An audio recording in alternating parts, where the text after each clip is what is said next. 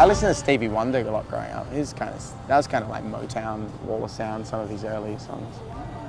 Yeah, my dad listened to a lot of the Beatles and stuff like that.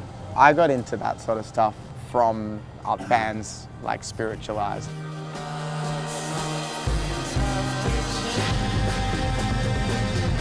The nostalgia is in like the melodies and the emotions and like the kind of personality of the music. Because nostalgia for me is more like an emotion. It's more like you can make something today that's totally like not retro or whatever. It's still really nostalgic because it like evokes those kind of emotions in you.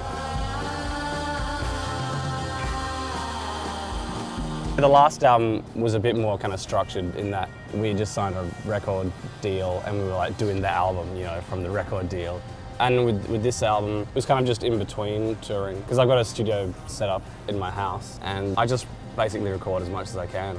You know, if I'm not touring, I'm probably, you know, in the studio. With Tame Impala recordings, there's never like a studio session. It's just always sort of happening. It just slowly comes together.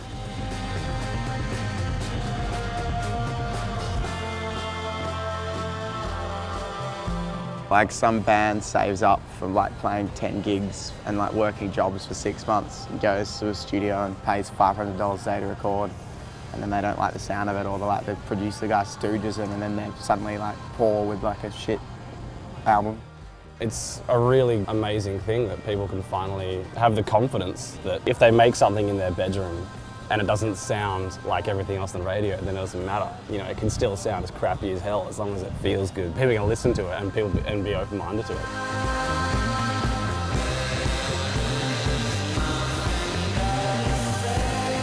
The first time I heard the Black Keys was their first like, EP or whatever on the radio. It sounded so crusty, and I just remember thinking it was amazing that, you know, you can just do that and get away with it these days.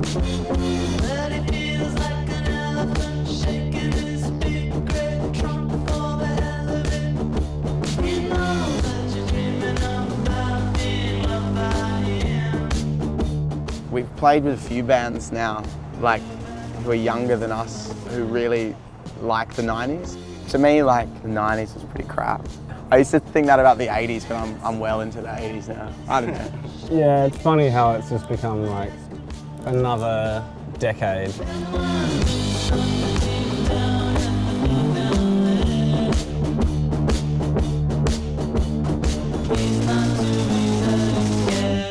What are people going to think of the noughties? I reckon that's like the beige decade, where like everyone was just really beige and boring. The post-noughties are pretty similar to the noughties. I don't know. What?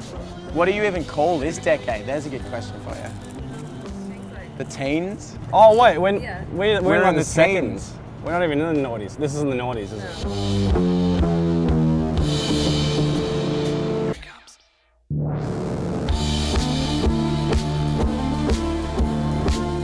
We all have like pipe dreams of making, like, obviously not rapping, but making like hip hop music with people one day.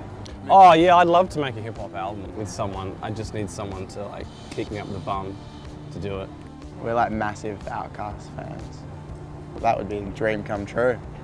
We're not worthy though. We're not worthy of Andre.